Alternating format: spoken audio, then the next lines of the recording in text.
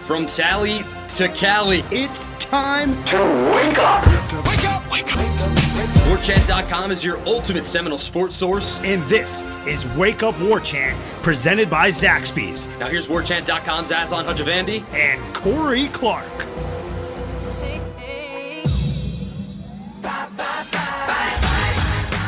Wake up!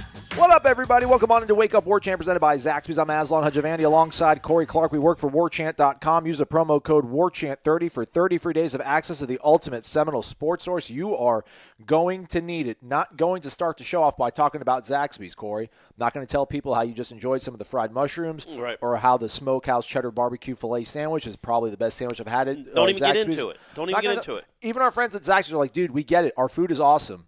Yeah. What's going on with our beloved Knowles? Really, crazily shocking news. I mean, being sincere on this, shocking news. Sunday afternoon, Florida State makes a press release saying that Willie Taggart has been terminated as head football coach at Florida State. Now, we're recording this on Sunday night. We're going to try to get it to you out as soon as we possibly can. There's so many things to obviously talk about. I'm surprised. I don't know how surprised you are, Corey, but I think just the first thing, just kind of maybe get out the way here, is just Willie did tweet out a sort of message to the fan base after the news kind of came down. No matter what happened, I think you probably did a better job of it than I did. Never had any personal animus towards Willie. Thought Willie was a stand-up guy. Thought he treated us quite respectfully. Made himself available when possible. Seems like an awesome guy. Probably a dude I wouldn't mind playing golf with, having some beers. Ultimately, I don't know. The people in power decide he wasn't the right guy to lead the program, and I don't think he was either, ultimately, at the end of the day. But, there's a lot of important things in life besides being a great head football coach. We'll talk about that, obviously. But, that part of it, the reality of that is obviously unfortunate. Well, yeah, and, you weren't here for the guy previous to Willie, and I think that was always part of my, my feelings towards Willie is just juxtaposed with the guy that was before him. And quite frankly, the guy that was before that guy. Not because Bobby Bowden wasn't a great person or a good man. It's just that he was a grandfather when I took over. He's a grandfatherly guy. He wasn't like somebody you could really relate to. Mm-hmm. He was an icon. Willie was just a relatable, good dude. I shouldn't, not past tense. He's still with us, folks. He can go buy an island tomorrow if he wants. I'm not feeling that bad for Willie Taggart, but he is a genuinely good person. There were some times where I think at one of the Top Golf events that he spoke at, I was in a room with him. Jacksonville. And he had nothing to do for a few minutes. And he just taught, and he asked you questions, and he seems legitimately interested in what's going on in your life and where you're from and how you got into this business. And just college football coaches, some of them just don't have that gene. He had that gene, and did get these kids going to class. I thought off the field was a very good representative for Florida State in almost every way imaginable. A good ambassador. And a good ambassador, I thought, for college football. I was desperately hoping, sincerely, that it would succeed here with someone like him so you can show it can be done a different way. It doesn't have to be Kirby Smart, Nick Saban, Jimbo Fisher, tight circle, paranoia. We're not going to let you watch. Now, I say this. I know Willie didn't let us watch any practice there at the end either. But we're not going to let you talk to any of our players. We're not going to let you talk to any of our coaches. Just hope. And you don't even have to come on Saturday if you don't want. Willie wasn't like that. It was a relatively open program, especially considering where we came from. And I do wish him the best. He was for the most part good with us. Not for the most part. He was good with me. We we weren't friends. I don't even know if we were friendly, but there was no animosity there. I made him laugh. He made me laugh a few times. So whatever. But at the end of the day, man, this is this business. You can't go 9-12 at a place like Florida State in 21 games. Isn't a lot, but as I wrote in the column right afterwards, and I thought so, man. I thought the Wake Forest game was kind of the oh boy, I don't know that you come back from this unless you beat Miami. Miami gave you one more salvageable out to make this a successful enough season that you could get a third year. But once you get housed by Miami in your own place, a team that doesn't house anyone, doesn't beat anyone badly. If they win at all. I thought, and I wrote in my column, I thought his days were numbered for sure after that. I thought it was just a matter of time. I didn't know the number was 0, as in he wouldn't be the head coach for a full day, a full 24 hours after that. That when you say stunning, you don't mean stunning that he was fired. I don't think at this point. You mean stunning that it was fired I still Sunday do. after the Miami game. Yeah, well, that too. And I thought, I believed a lot of the sort of the pragmatism that Ira was putting out there, just in terms of this is not there's really no precedent to a guy getting let go after 2 seasons. Right. The financial constraints his university was under, the fact that David Coburn, the athletics director, mentioned the quote mess that he inherited, and those were things that Ira would also use in his sort of pragmatic approach of looking at things, big picture. That they'll probably let it go. And I would say it about once they brought Levin on board. I thought that was like another sort of stopgap to really give him every option possible to succeed, because they didn't want to have to face the reality of Right. having to pay that kind of buyout. But ultimately, before I came to that realization, my whole thing was, to your point that you said, it's Florida State. So everybody says, man, a lot of people are upset about this. Not nearly as many as that are excited about the future now for Florida State, but there are still several people who are upset about it. They think Willie got a raw deal. There's a lot of sort of things behind the scenes they don't like or whatnot. But the fact of the matter is, it's Florida State. This place goes to bowl games all the time. They have winning seasons all the time. And for you now to be staring at going back-to-back seasons, not making a bowl, not having winning seasons, losing to your rivals, you have all the ammunition you want to go ahead and pull the plug on this. I still thought they wouldn't do it, and especially they wouldn't do it in the middle of the season. But it's defensible. This is a totally defensible decision. Yeah, this isn't crazy, bloodthirsty, rich guys that don't know anything about football, just mad and wanting to make a point. And no, man, there's a whole checklist of stuff that he did wrong that you have it's a defensible decision. And Ira's going to have stories, I'm sure, and you will as well. And there'll be a live chat replay that's probably up on War Chant right now that you can listen to. To me, it is defensible. It is it is a little bit unprecedented. 21 games is not a long time at all. But when Thrasher and Coburn, the president and the AD, if they feel in their heart of hearts that this is not getting any better, this was a mistake, and if you know that it's a mistake, we can't keep doing this, then you can't afford to keep them around. I know it's a ton of money. Well, don't compound the mistake you just made by letting the mistake go on for another year or another 2 years and hoping against hope that somehow a miracle happens and you become competitive again with your rivals. What I think really hurts Willie is the reason he was considered a front runner for this job, the reason that people were so excited about him in this job is the recruiting. They thought it was going to be John Calipari at Kentucky. When, hey, you've got a great recruiter at a place that recruits itself anyway. This is going to be an absolute home run. And at worst, it would be Ron Zook. Now, Ron Zook was not a good coach at the University of Florida, but he had winning seasons. Beat Georgia. He beat some Florida rivals. State. Yeah. His last game. Didn't want to think about that one, but you're right. Yeah, the opening of Bobby Bowden Field. He beat Bobby Bowden to end his tenure. And he stocked that roster with a team that would go on to win a national championship. Taggart wasn't doing that. He was bringing in, for Florida State, pedestrian recruiting classes. This one coming up. Man, you don't have a bunch of 5 stars that you have to worry about holding on to. You got some 3 and some 4-star guys. The cavalry's not really coming. So when you look at what his strength was supposed to be and juxtapose that with the reality of, well, golly, that's kind of how Florida State was recruiting when Bobby Bowden was 77 years old. This isn't much different than that. And it's certainly laps behind what Jimbo Fisher was doing when he got on board. Yeah, man, and granted, it's tough to sell this place right now. But part of that's Willie's own doing. He couldn't win games. Yeah. If you can't win games, I get it. Nobody. I don't know that anybody would go play for Calipari at Kentucky if they went 7-20 every year, no matter how good a recruiter is and what kind of and how many people go to their games. So he was up against it, but part of that was his own doing because he couldn't win games. So I think when you look at the record is just part of it. It really is. There's all kinds of different 9-12 scenarios. But you're 9-12, number one, like you said, at a place, literally the last time they had a losing season before Willie Taggart got here was the year Willie Taggart was born. That's how long it had been. My man's 43 years old. A little bit younger than me, but not much. About a 14 months. You're a peer group, though, for sure. Yeah, sure, we're a peer group. We're peers. Not financially. No. But we're peers age-wise. So you're at a place like Florida State that does not lose, not like this. And then on top of that, your biggest strength You're coming to your home state that you're supposed to know really well. You've got all these ins because you were here for 5 years before. It's your dream job. You're at Florida State. The thought was, okay, he's going to be top 2 and top 3 recruiting every year. Like he was like 4th in the country at Oregon when he left. Even his first year at Florida State, he got a top 9 or 10 class out of that, and he was here for 6 weeks. But what I wrote and what's true is it's a lot easier to recruit at Florida State when you're selling the history, tradition, all the NFL players, the passionate fan base, the nice facilities. But then when they see what they saw last year, that doesn't really matter that much because they don't believe in you. You can get some kids to believe in you from what you did at South Florida and a couple wins you had at Oregon.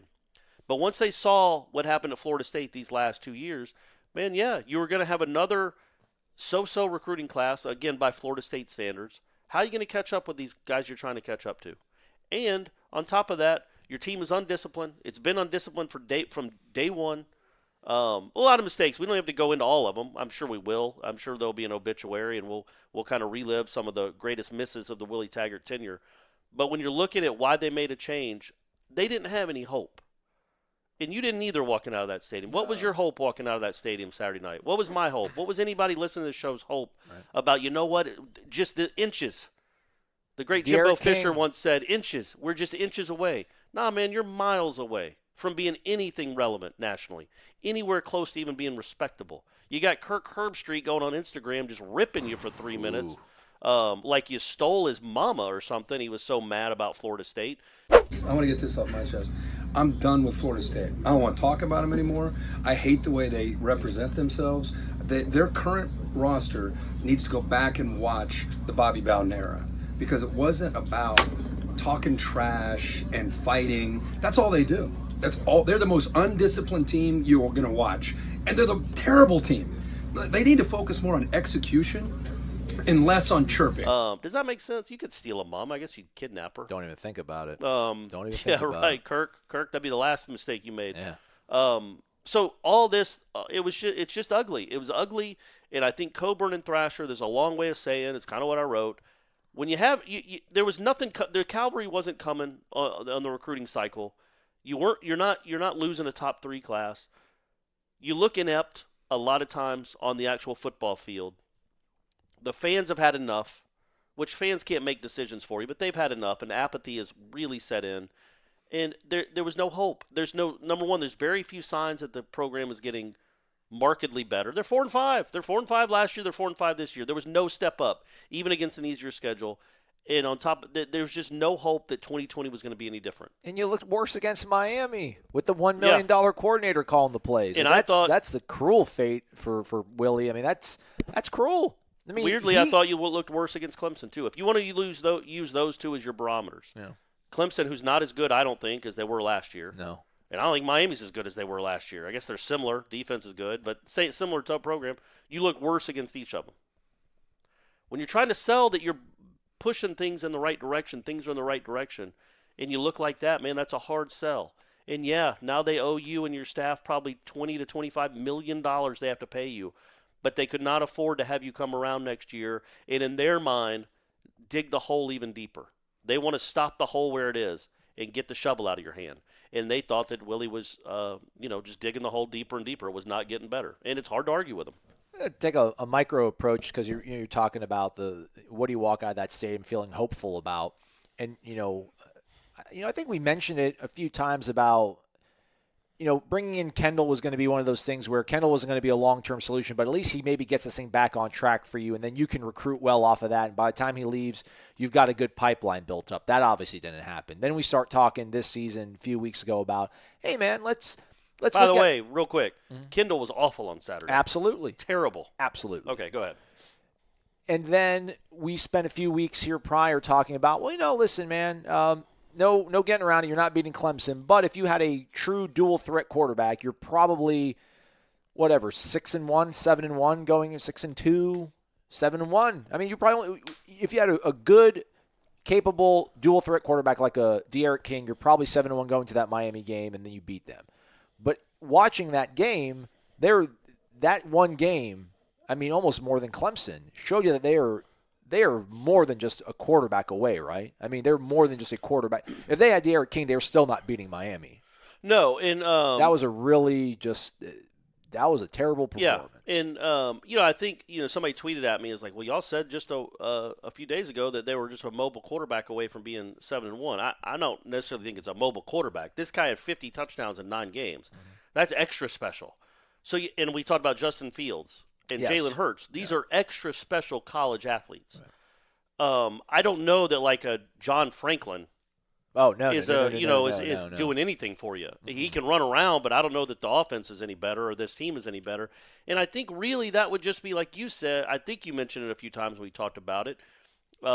It's kind of like masking the real problems. It's not really it's not a cure. It's just an ailment medication. Like, okay, yeah, we could be 6-3 with D'Eriq King. But is the program Is the program really any better? Is it in any better shape? When he leaves next year, he's a rental. Are you going to pick it right up and keep winning? My counter to that always was, okay, well, if you get if you go 7-5 or 8-4 this year, and then you get a D'Eriq King, and he comes and wins you 9 games next year, well, then the recruits can start believing again. That was the one thing that I thought he could save. It wouldn't mean the program was really necessarily any better, the team was any better. But wins matter when it comes to recruiting, and you needed all the ones you could get, however you could get them. Sadly, D'Eriq King is not probably. Well, I don't know. Who knows what he's doing? Maybe he is coming. Who knows what the deal is with him? But yes, he was not going to save Taggart's job because Taggart doesn't have a job anymore. But yes, when you look at Miami and Clemson, and we could throw the Wake Forest game in, that's fine. But I still truly believe if that starting quarterback played for Wake Forest, Jamie Newman, Florida State loses by 2 or 3 touchdowns at least. Mm-hmm. So you're not really close to good teams. You're just not. And not anywhere, in my opinion, you're not really anywhere closer than you were last year. When you really look at Clemson and Miami, those 2 games, you're not. And Florida's going to be the same score it probably was last year. Maybe they play for Odell. But, I think when you're in administration and you're trying to sell your boosters that you've got the right coach, it's going in a positive direction, it's hard enough to get Florida State fans to be okay or to try to ignore a losing season when they hadn't had one since 1976. But then you're en route to another one. you have the meltdowns in the fourth quarter of multiple times. You have bizarre timeouts. You have bizarre game management decisions at the end of the game. You have all these penalties. And then you get waxed by Clemson, where they really they could have named their score. You had no fight. They got bored. Yeah, they were bored with it. And you got waxed by Miami, who isn't any good, at home. That was like that was the line in the sand, or line in the cement, as it turned out. And Miami ran over that line and ran over Taggart's career at FSU, I guess. That's crazy, man. So with that said, I said on the show last week, and I think somebody asked on the Renegade Express about whether or not we were moving the goalposts, because we would say this game was if he doesn't win this game, he's probably done. Hey, I got that one right. Well, yeah. I talked about how this was such a huge game for him because of what it meant about the future. So I was 1 out of 4 on the season. I kept saying it, and finally, you keep doing it. You keep writing that column enough, you're going to get it right. Right. Well, I mean, if they would have lost to Louisville, if Louisville doesn't throw that interception, true. I mean, that might have been it then. And then you probably have a lot more of a reason to hire Scott Satterfield, who's a guy I like. I just don't know how much. I don't know how can you hire him when he's a guy that actually lost to the guy you just can. But we'll get to that maybe later on. But the Miami game, the impetus to make this kind of happen, it feels like. So let me ask you this, Corey. On the program last week was like, I don't think it's just going to be any one game, one performance that's going to make this program decide to pull the plug on him, notwithstanding maybe losing to an Alabama State, which would have just been, colossal embarrassment. I didn't think like one game, because what I've felt about this program under Willie Taggart's direction did not come to any sort of clarity or hit some sort of new nexus with the way they played against Miami. I had my doubts going into this thing, and they were compounded throughout last season and then obviously what happened this season. But was it the Miami game? Was it ultimately wins and losses, or was it maybe some of the things that we don't see? Maybe his management style, the way the administrators saw things besides the on-field product that ultimately led to this sort of decision. I get it, man. Like he's here to win football games, and he only won 9 out of 21. That's really bad at a place like Florida State. Right. But was it the man? I guess I'm gonna hire this Walt Bell guy, and I know a lot of people out there are like, oh, hey, they had the money to buy him out, but they didn't have the money to give him the coordinators he wanted the first time around. Well, that's pure conjecture. You don't know if he offered those guys, and they said, no, I don't want to work for you.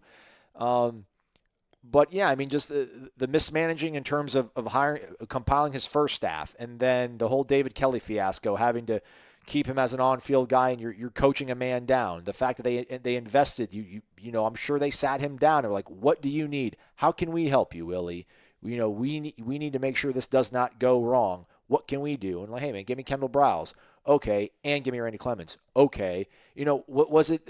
The confluence of all those things, the way more so than the way that the team looked, you think that factored into this? Obviously, I think both things factor into it, but like where's the pie chart? Is it 75% wins and losses, 25% the way he managed the program, or is it like a 51-49 thing, closer to that? Yeah, probably close to that. And I also think it all intertwines. It all leads to the win-loss record. You know, what he did leads to the win-loss record, so it's hard to separate them. Okay. Coaching a man down isn't the easiest thing to do. You know, it's not a smart thing to do.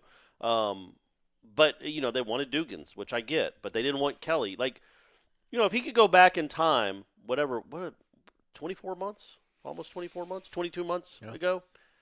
And when Dugans turns him down the first time, go somewhere else. David Kelly did not want to do that. He asked him on a plane, I think, going to Trayshawn Harrison. Yeah, absolutely. To say, hey, man, why don't you do it? You've done it before. And Kelly's like, all right. That's not how the receivers coach at Florida State University should be hired. Hey, man, why don't you do it? It's just not. This isn't like – it's a miscalculation. It's thought not it was like, going to hey, be man, easy, man. You've drummed before, right? Why don't you join the Foo Fighters? Like, that's not how things work. This is a big-time operation, and you can get a lot of really good coaches to come here.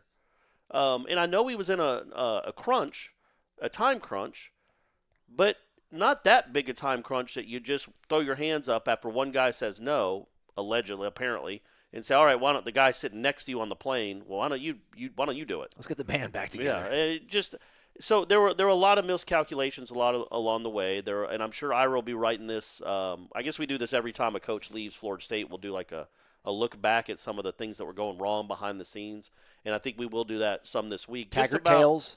Taggart Chronicles. The Willie Chronicles. No, I want Taggart Tales. You want Taggart Tales. It'll be like the DuckTales theme song. Oh, okay, gotcha. Taggart Tales. Sure. No, that's enough. Taggart Tales. But there was a lot of disorganization behind the scenes.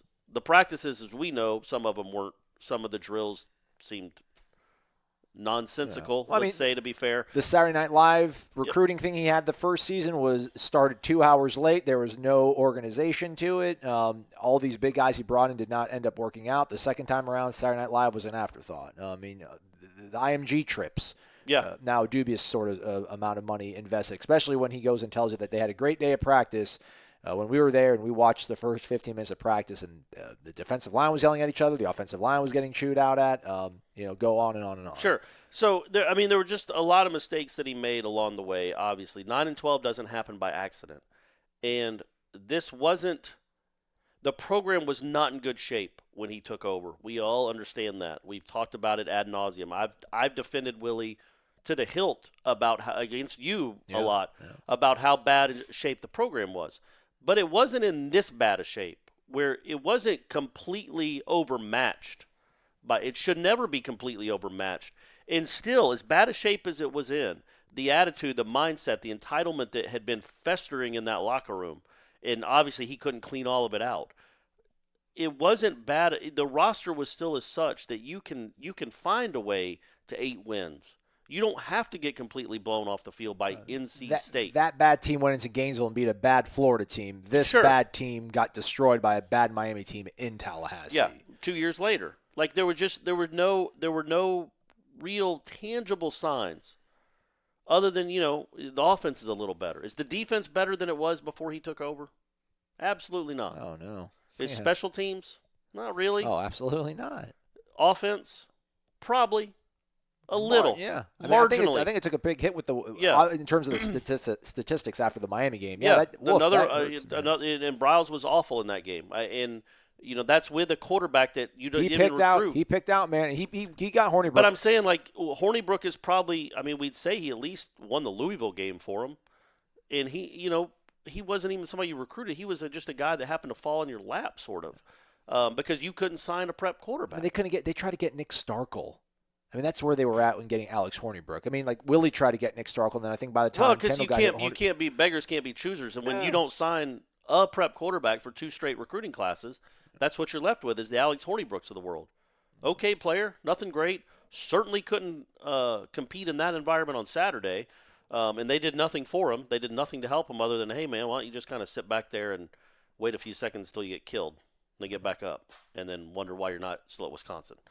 Because that didn't happen when you played Miami the first time, did it, Alex? It's a little different ball game when you're playing behind that offensive line when you're playing Miami. So, yeah, it all matters. It all matters what he did before the season started, what he did in his first off season, his coaching hires, his recruiting, either evaluation, development, relationships, whatever it was. It didn't pan out to be the juggernaut that I expected it to be at all. It wasn't close, and his first season was so bad and it was so inept that I think it just if it would have been even a 5-7 like not that Frost is a great example, my man's whatever he is, he's 4-5 I think. Yeah, now, maybe. What's he in his career? At Nebraska, was he 5-7 his first year or 4-8? I think he went 4-8 last year. So he's 8-13. So he's got a worse record than Taggart, but at least a few of those losses were competitive.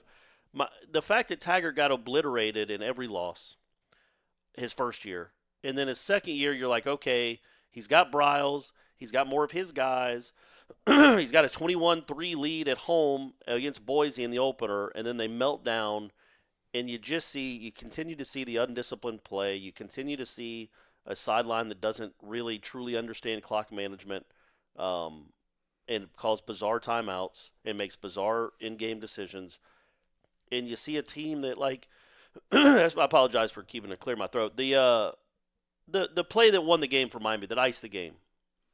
Do you ever remember seeing a cornerback that's getting beat for a touchdown? And I know he thinks he has inside help. Just throw his arms up while before the kids even caught the pass. Right. Stanford Samuels is throwing his arms up. Like, what are you doing, Levante? Like, so clearly throwing his teammate under the bus. Now, Levante, what were you doing, dude? I get it. But so clearly throwing his teammate under the bus, throwing his. I don't know that I've ever really seen that before in the middle of a post route.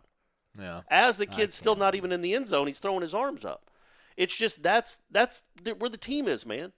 They've thrown their arms up for 2 years now. It reminds me of, was it my guy? No, who was it? Who was it that told Keith not to bring the ball out in Miami in the Orange Bowl? Kermit. Kermit's like, no. Like, what are you doing?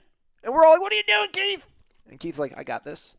Didn't work out that way. Sure, no, that actually worked out well for Florida State. Yeah. This one didn't, but I just thought that was emblematic of everything. You're in a 7-point game, 12 minutes left against your rival. You get beat on the inside, but you also think you have help. So I'm not killing Stanford here. And then instead of really busting your ass to go try to make a touchdown saving tackle, you wouldn't have gotten there anyway. I know. You throw your arms up so everybody can see how upset you are with your teammate. And it was just the perfect illustration of the Willie Taggart tenure. You've got a corner that has no problems throwing his teammate under the bus by throwing his arms up. And also, you have a safety that's nowhere where he's supposed to be. Those are both Jimbo guys, though. Those are Jimbo guys. Getting taught terribly. Getting coached terribly. Or at least not effectively. Let's be kind. Mm-hmm. They are not being effectively coached. And they have just that you would do that you would throw your arms up like that in the middle of a play, like, hey, everybody, it's not my fault. It's his fault. I can't believe this is happening again. What are we doing here? And that's essentially what this has been for 21 games, is people throwing their hands up. Say, what is this? What the F is this? That's what it was. And I think that I don't know if it was rock bottom or not, but really the only way you could sell to boosters into anyone that Willie Taggart might be the guy is if he could have closed with 7 wins, including a win over a rival. That's the only way. I think deep down we all knew this. I think most people listening to this show could probably tell the way we talked. And I think they had their own opinions made up that, okay, this probably isn't going to work out. But you still could save something. You could at least buy another season by winning that game.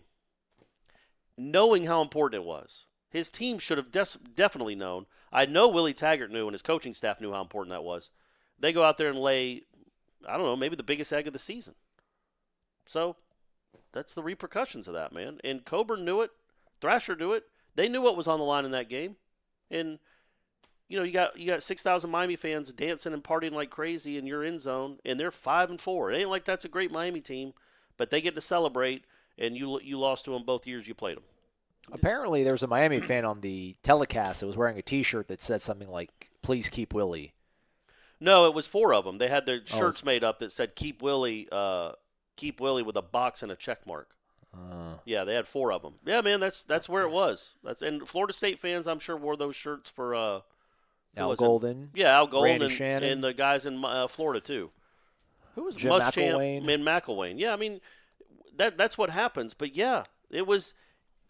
If there just was any glimmer of hope, what was the hope? What was the hope that it was getting better? What were you seeing that was like, you know what, in 2021 this guy might have his plan for championships? That's why I won't understand the people that are upset about this. I mean, I can understand the disappointment. You know, there's obviously there's a societal aspect of this that people were excited about Willie, you know, breaking down some barriers, which I understand. But yeah, to that point, like where were the data points? Where were the data points? What was the evidence that showed this thing was anywhere near close to making a turn? And you could say, well, you know, they beat the brakes off Syracuse. When was the last time? You know, I mean, heck, when he won the back-to-back ACC games against who was it? North Carolina State and Louisville. That was the first back-to-back wins. And so people point to that kind of stuff, and it's like, well, man, you know, 17 was a weird thing. That guy wasn't trying. But it's also the totality of a season. And, yeah, when we did think those were good steps, the way they looked against for most of the game against Louisville, honestly. They melted down there in the third quarter, but they looked good in that game. Yeah, but we knew NC State wasn't any good. We knew Syracuse wasn't any good. But for Florida State, no, I'm not talking about the Syracuse game. But those 2 games in particular, they won those games. The last one they won convincingly. They don't ever beat anybody by 18 points. And you're like, okay, maybe there is something to believe in. And then what was their next game? Clemson? Yeah. Well, that's tough. But it's not tough to compete. You don't have to be embarrassed. You don't have to be embarrassingly bad and embarrassingly inferior to your rival. You can lose. Nobody expected you to go out there and win. But to be down 45-0, that's embarrassing, and there's no excuse for that. The disparity between those 2 rosters isn't nearly enough to be 45 points 32 minutes into the game or 35 minutes into the game. That was it. So there are ways to lose, and that wasn't the right way. So that's what the problem. You won those 2 games, and you did build up a little bit of goodwill because then you're looking at Boise and Virginia, and you're like, wow, you almost won those 2. You're really close to being undefeated almost. Mm-hmm. But then you get trounced by Clemson. You lose to Wake's backup quarterback in front of 45 fans, and then you do what you did Saturday. You can't overcome that. You look like you had no real plan. And Miami's not any good, and that's not a great coaching staff. No. At all. And Todd Stroud's their defensive line coach. Todd Stroud was exiled by Jimbo and ended up hanging out in Akron with Terry for a few years. Yeah. And man, you know, I don't. And his guys ate your offensive line's lunch. Yeah. And you pay those guys on the offense a lot of money to try to come up with a game plan, and they had nothing.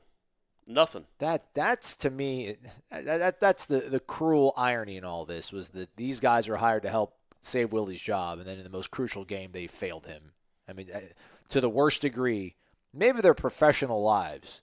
I mean, I got to go back and look at Baylor. I know Baylor lost. There's no way. Can you imagine they've been sacked 9 times, 16 tackles for loss that those 2 guys have ever experienced? Well, I guess the 9 sacks were a program record, like a program worst. Florida's never been sacked that many times in a game. But yeah, I mean, Baylor lost games. I don't think Baylor lost to TCU like 45-10 in a big time game. And then people say, well, hey, man, it's obviously it's on the players. You didn't let him recruit enough, you didn't give him enough time to churn that roster over. But you can't. It's just that's the reality of this, man. By the time you let Willie, like, okay, Willie, what year do you think you'll definitely have this thing humming the way you envision it? And he says, I don't know, year 4? Okay, but in the 3 preceding years, you think Florida State's going to be cool with 5-7, 5-7, 6-6? Because they're not. That's not how this job works, man. Especially if going into year 4, your recruiting classes have been ranked 14th, 12th, 16th. Man, understand where you are. These people, these fans are used to number 1, number 2, number 3 recruiting classes in the country. They're used to going to bowls their whole lifetime. They don't know what it's like to be in the holidays and not get to watch their team play in a bowl. And you've done that to them. That's been done to them. A combination of what was left and then what you did with what was left turned into this mess. And if the biggest point that people, I think, need to realize is whether we agree with it or not, the powers that be, the people that spend money, the people that make these decisions, had seen enough. And if you've seen enough in your mind and you're like, this guy is not the answer, we made a mistake, the best thing to do is, even if it's really expensive, in my opinion, and it's not my money, if it's really expensive, you've got to get rid of the mistake. You've got to rip the Band-Aid off and say, okay, we're going to take our lumps next year for sure because it's going to be a continued rebuild with a new coach. But it can't be worse than the guy we just had. And this guy might get this thing turned in the right direction because the guy we just had was not doing it at all, was not close to doing it, and gave us no hope moving forward that it was going to get done. And that's a crazy thing to me is you talk about the passion and the people who are invested in this being able to ultimately have their voices heard in this, is that, you know, I'd rib you during the games because, I mean, like, folks been up there in the press box, there's no cheering allowed, and we crack jokes back and forth a lot. Lots of them. And, you know, Corey gets upset. Corey will see certain plays. Corey will throw his hands up after a holding call on a second down that makes it 2nd and 22, and he's like, might as well punt right now. And I'm like, dude, chill out, man. Like, they got 2 plays to try to get some of this back, and it never would happen. And then on defense, you know, they get the ball to start the drive on the 40-yard line, and they get one big play, and Corey's like, well, there goes this. And they're like, dude, relax. Like, they have time to make a stop here, and they don't. Like, I don't know if I just became absolutely numb to it because I didn't walk out of there thinking, oh, my gosh, what an embarrassing display by this program and this coach. They got out-coached, which I don't even know what that means these days. But, like, I didn't feel that. But then on Sunday afternoon, when the reality sets in that they went ahead and made this move and the financial undertaking it's going to burden this university with, that's just the shocking thing. I figured they would let him finish this thing out no matter what happens. But that's the play, right? Is if we know you're going to do, if we want to do this now, we know we're going to do this anyway. Why not do it now? Well, it's like the passion of the power brokers. This isn't rank and file people. These are the people who wield power and money. They're not content with just. And I'm like, they're probably not going to make a bowl game again. And they're like, no, we want to do everything we can to make another bowl game. Like, even in the midst of all this nonsense, we're going to get rid of them because we think it's the only spark to maybe. I don't think it's that. I don't think it's. Well, it's a big picture thing. Obviously, they don't think he's the right guy. But if they thought that he could at least maybe get him to the finish line this year in a bowl game, why would not just let him finish it out? They get to that point. Yeah, I think. Or then you're almost spiting him. It's almost like, dude, you know what? You actually might be the best sort of option for us to finish the season out, but no, like, you don't even deserve that. Like, you have hosed us so bad. You have disappointed us at every turn. No, you don't get to finish this out. You don't get the ability to maybe try to get us into a bowl game after you tried to maybe salvage our program when we gave you $1 million coordinator and a $600,000 offensive line coach, and we kept your buddy on as off-field assistant, on-field assistant, recruiting analyst guy, or whatever you want to call David Kelly, and his recruiting class looks like this. We did all that for you. We're good. We're going to sleep fine at night. Goodbye. Yeah, and it was surprising. Just the timing of it, and I was so surprised. As you know, I was at an establishment. I just ordered a beer to watch some NFL football and was eating chicken. I just ordered chicken wings. Gene was at the same establishment. I didn't know Zaxby's served beer. Yeah, they do. The one I go to. Okay. Yeah, the one I go to. So that happens. I get that email, and I was just stunned. Because what's funny is Gene had been there too, and also real quick, sorry, it's crazy that it didn't leak. Right? Like, it didn't even leak. It was an email. It was just like, that's a wrap. Bruce this is Feldman done. didn't leak. No one leaked it. Like, that was an email and boom. So I thought something was up. Corey Durden tweeted something weird, like around 1:30, I think. He just flashed a peace sign, or deuces, I guess. It was 2 fingers, and I'm like, well, that's weird. Is he leaving? Or did they just have a team meeting about something and but he was being coy? So that gave me a little bit of I almost texted Ira too. I didn't because I'm not that good a reporter. I'm not that intrepid. And it's a Sunday. Yeah, it's a Sunday. It's my off day. You ruin all of our mornings, Willie. You're not going to ruin my Sunday exactly. afternoon. But I thought that was a little odd. But I was genuinely stunned, and I talked to Gene at that same establishment because here's what I thought was going to happen. I thought the most likely scenario was they go up to Boston and lose, and then you have Alabama State in a bye. That's the time to fire Willie Taggart. You know what I mean? After the loss to Boston College? That's Sunday after the loss to Boston College. You fire him. You have a bye week, and then you have Alabama State a bye week. That seems like that gives you 2 extra weeks. Alabama State's essentially a bye week to go start making moves, making calls, figuring out who you're going to go after. That, to me, seemed like the most likely scenario.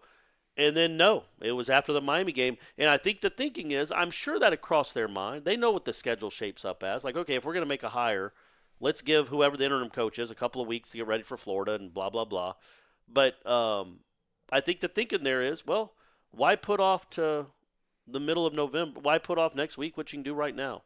We don't want him back. And I think they might have been to a point where we talked about it. Maybe it was Maxwell Gibbs. I don't remember. Somebody talked about actively rooting against Florida State. It was Maxwell. You don't want the administration to do that, but the administration might have been scared. Okay, if we keep Willie and he somehow beats Boston College in Florida, now we're gonna have to keep him. We don't want that. Why keep a guy on your staff when you don't want him to win? And I just think it was that point. I mean, they so clearly don't think he's the right person for the job because this. I mean, we'd have to go back and look. I don't know that anybody's ever been fired at a Power 5 school after 21 games. Not in modern era college football. So this really was an unprecedented, close to unprecedented firing, a decision. But again, we're also not saying it was unwarranted. No, absolutely not. There was a lot of proof, man, that it just wasn't clicking. And you go from, say what you want about Jimbo Fisher, but he had a 29-game winning streak. The guy before him won a whole lot of games. It's a different place, man. It's a different place. And this isn't NC State or Louisville where you get a lot of time to kind of get your ducks in a row to start winning games and people will be understanding because of what you took over. No. They read all those recruiting rankings. They know what you took over. And no, it's not NFL talent. And no, that's high school football experts' opinions on how good these players are. It's not all based in reality. Not all 4 stars are equal. Not all 5 stars are going to be first-round picks. But we know you have a pretty good roster, at least an okay roster. And you got beat by a lot of teams that had worse rosters than you. And you couldn't sign a quarterback.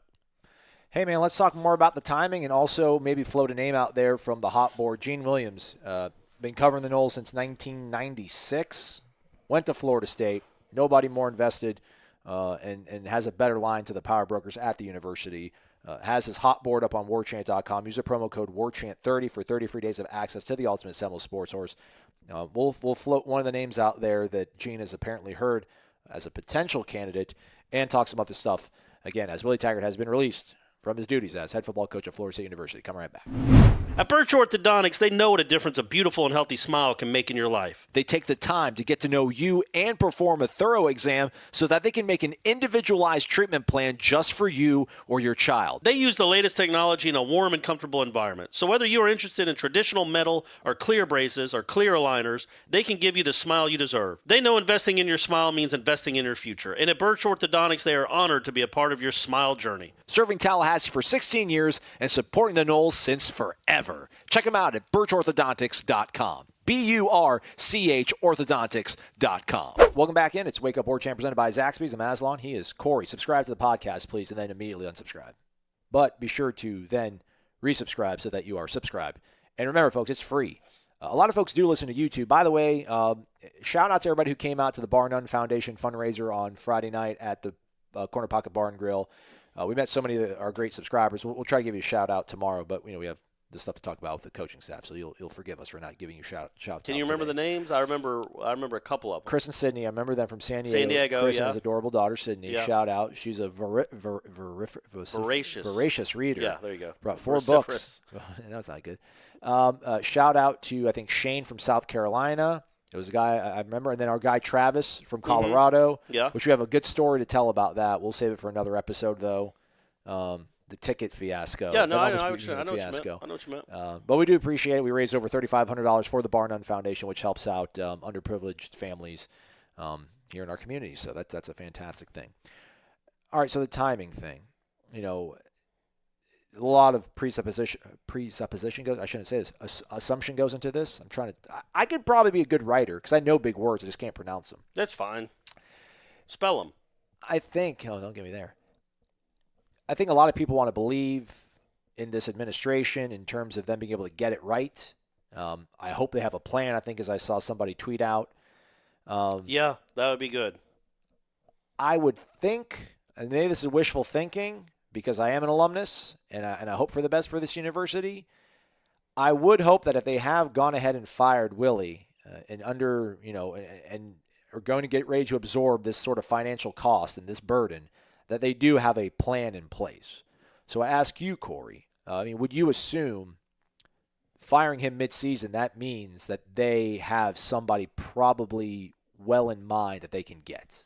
Man, yes, because otherwise the scenario I painted 4 minutes ago is the one that makes the most sense. Because there's still a chance he could get to a bowl game. Heck, there was still a chance he could beat Florida. A very, very small one, like a tiny, tiny one. Fraction of a fraction. Yeah, of a fraction. but there was a chance that could happen. So why at least not wait till after the BC game to see how that goes? Or why not wait until after during the bye week or after the Alabama State game? Whatever. The fact that you did it so quickly, and you hope it's not, and I don't think it is, you hope it's not just a flying off the handle because you're so mad you lost to Miami that you're like, I'm done with it. Get rid of them tomorrow. You would hope there's something. I'm not saying there is, but yes, you would think that they have at least had some feelers out there. They have gotten indication from parties that they might be interested if the job were to come open. Because otherwise, you don't want to be scrambling and get your option Z. Like the thing that you have right now, because you're Florida State, you're gonna who's out looking for a head coach, and there's gonna be probably 20, 25, I don't know what it normally is, 20, 15. Florida State's the big dog. Like Florida State's the dog that eats first at the bowl. Mm-hmm. There's no bigger name. There's no bigger program. There's no. Did that sound like a dog or me dying? Not a very healthy dog. Very starved dog. So they're going to eat first, man. So you're the big name that's on the recruiting, on the coach search right now. And you've got a head start above everybody else. So you should have, whoever your pie-in-the-sky coach is, you should have them lined up. You shouldn't just be going, okay, what would you think? No, okay, we'll go over here. No. You hope some back channels have been – they've gone through some back channels or hired one of those $100,000 search firms. Gosh, hope not. Let's hope not. To figure out what they're going to do. But I do think a long answer to your question is that I don't think the timing is just purely coincidental. I do think there's at least a good chance that they know who they want. Let's put it that way. And they've gotten feelers back from those people that they might be interested too. Now realize agents play colleges against other colleges all the time because colleges allow themselves to be played all the time. Whoever they hire this time, they might give a $100 million buyout to. Who knows? We don't know. It keeps going up, right? But so understand that you can't take everything at face value that, oh, yeah, if you offer me the job, I'll come. He might go back to his school and say, hey, Florida State just offered me $5.5 million. Okay, we'll give you $6 million. All right, cool, I'm staying. I always wanted to be here anyway. Like, that happens all the time. So hopefully Florida State has gotten a few nods, like yes, and a few elbows and winks, like, yeah, if it happens, he's definitely interested and he'll probably come. With that said, there's 7 names on the Hot Board 1.0 that Gene Williams has been able to compile. Gene Williams, also known to you folks as .com, the Don Mega, the Boss Don, El Padrino. Oh, all right. D-Train. Or that. PJ Fleck. is one of the names on this board. There's a sub-headline of leading candidates, and then I guess what was the other headline? Other potential candidates. Right. He is under the headline of leading candidate for Florida State. If you want to know more, go subscribe. Yeah.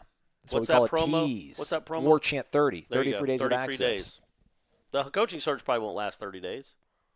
But by those 30 days, you'll fall in love with War Chant so much that you're going to want to just extend it for another 11 months. Yeah. I don't know if I want to get into the – this is what I kind of want to – I don't know if this is putting the cart before the horse. It is putting the cart before the horse, but I'm going to ask you anyway, so we've got to wind things down because I got to get ready to do the live show. That's going to be a replay if you're listening to this, but a live show with Gene and I are talking about things. You know, I saw somebody – Can I ask you a question on that? Absolutely. Okay. I think everyone asked me something. No, ask a question on your live video chat. Yeah, why ask me a question? You don't care what I think. True. I've seen a couple. This is like the cool line to use now. You know, people like I don't know. You kids have your slang and stuff. One of the lines I've seen on Twitter, I saw somebody trying to engage you in an argument. You retweeted them, and he was like, "Yeah, I got you, man. Just keep this same energy when the next guy comes. Like, keep that same energy." I guess basically saying be consistent, like in your thoughts, be consistent in your approach. Sure.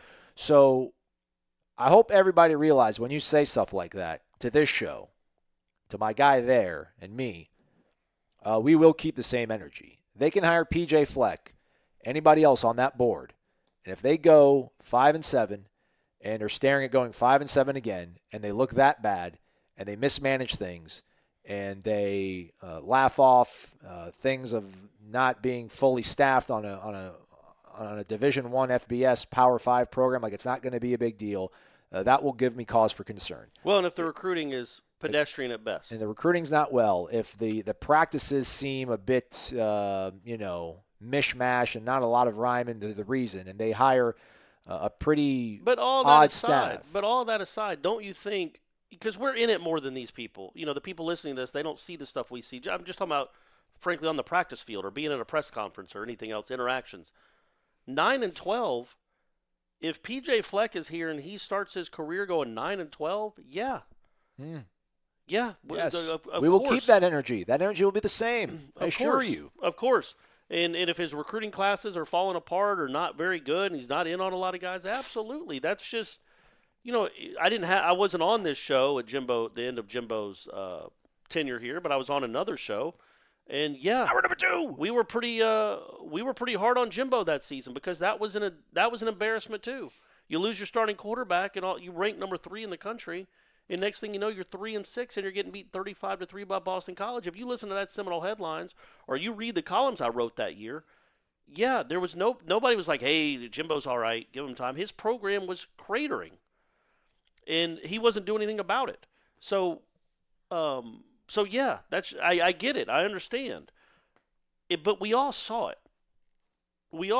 This wasn't a lot of unlucky 9-12. Where they lost a lot of games by the skin of their teeth, and the refs screwed them. Although they did screw them the first Miami game, but other than that, it was just a lot. Last year, not to be harsh, a lot of it was just complete ineptitude offensively. And then defensively this year for half the season was complete ineptitude. And then, they were okay against Miami defensively. They give up whatever they give up, 27 points. But how do you let – anyway, we don't even get into the specifics of the game. We don't have to get into the specifics of the game necessarily. But there was – you never thought – you wouldn't look at these games and go, wow, they're well coached. If they got better players, they would really be something. You never thought that. They just weren't well coached.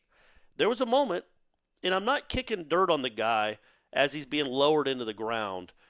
Willie Taggart's walking away with $17 or $18 million plus the 10 he's already made.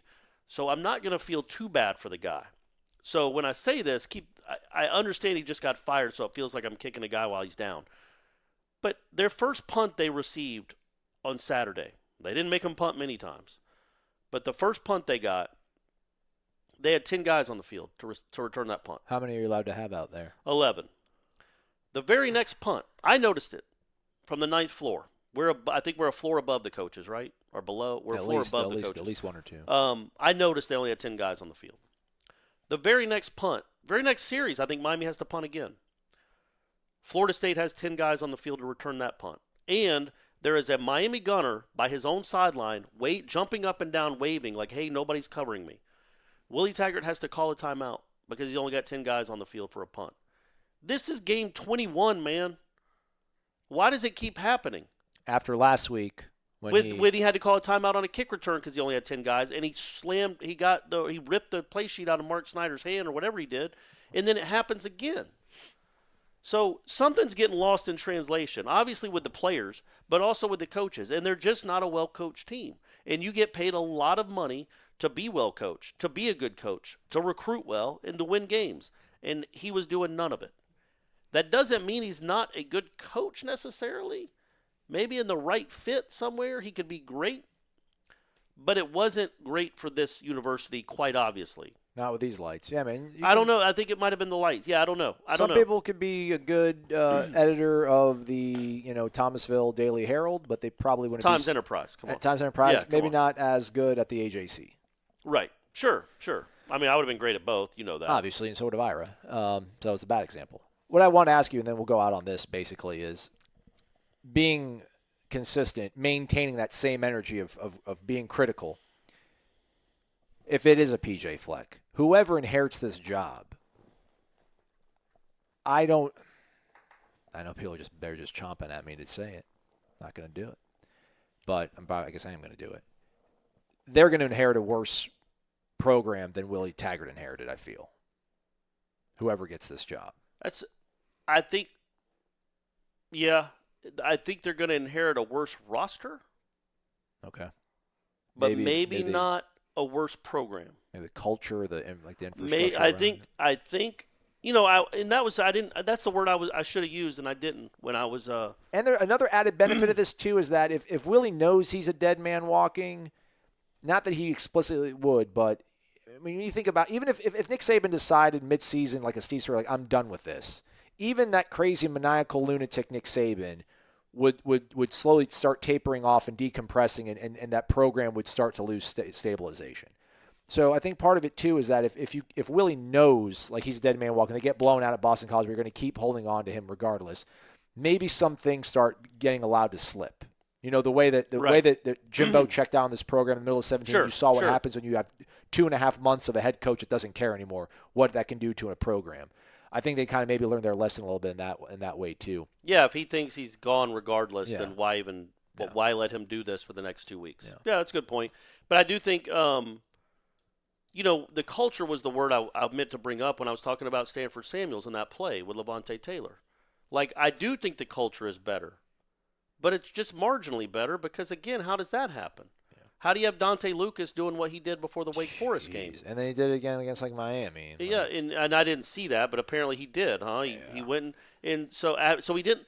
So Taggart called him what he say he was being a jughead. Yeah, and he wasn't gonna happen again. 2 weeks later, it happened again. Mark Snyder doesn't get the right amount of guys on the field. You snatch a play shot out of his hand. 1 week later, he still fails to get guys out there.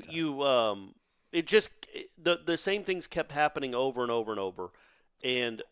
Yeah, so I do think the culture is better in the sense that I think maybe I don't know, they go to class, but we don't have this show because Florida State has kids that go to class.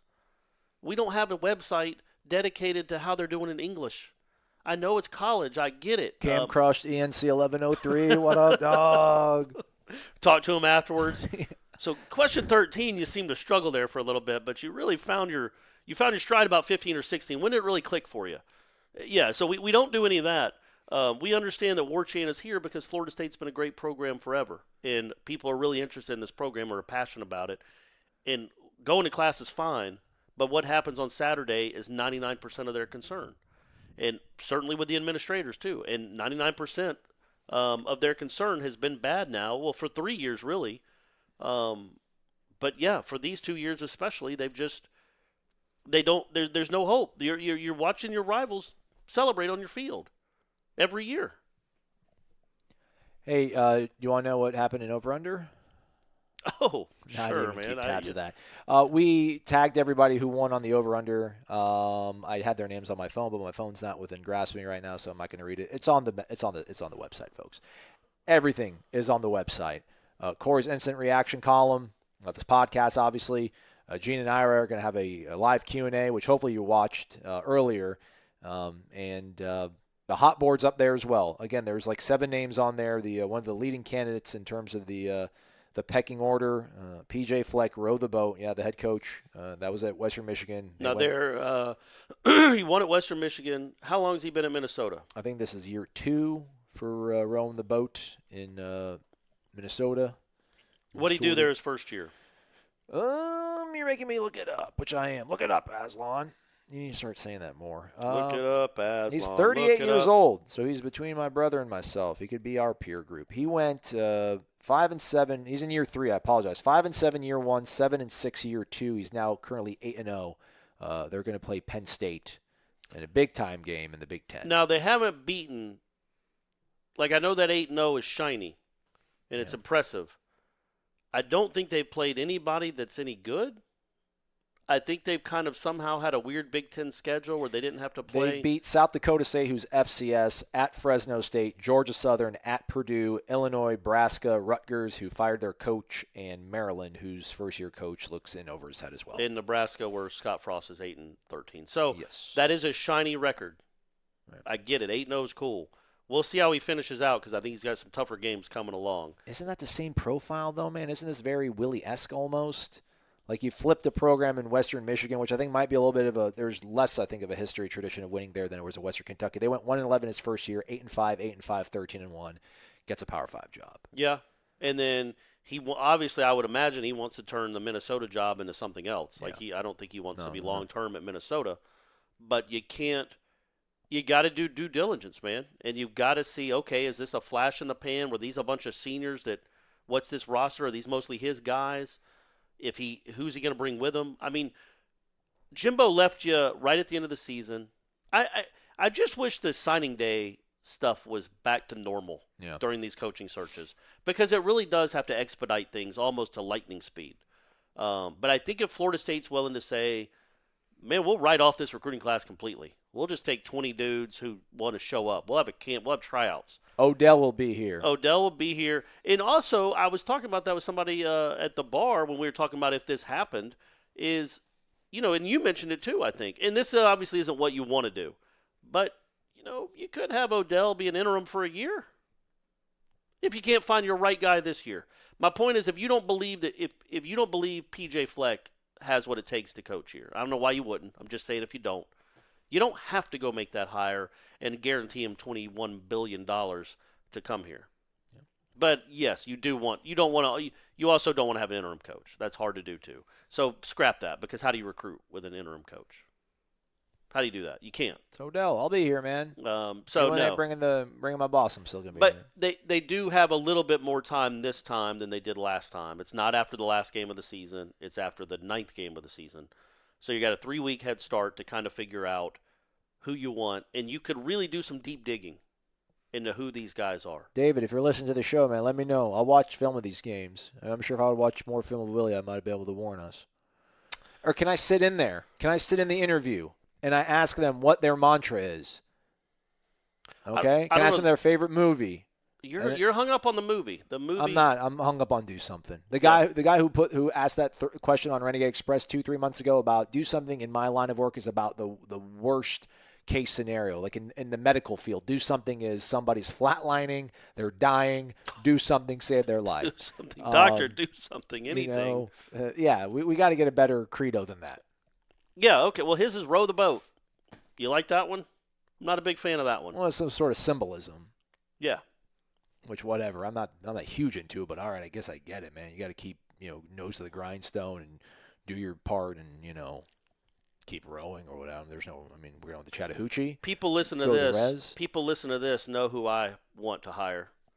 Not only does it make your defense instantly better, but you kneecap Dabo.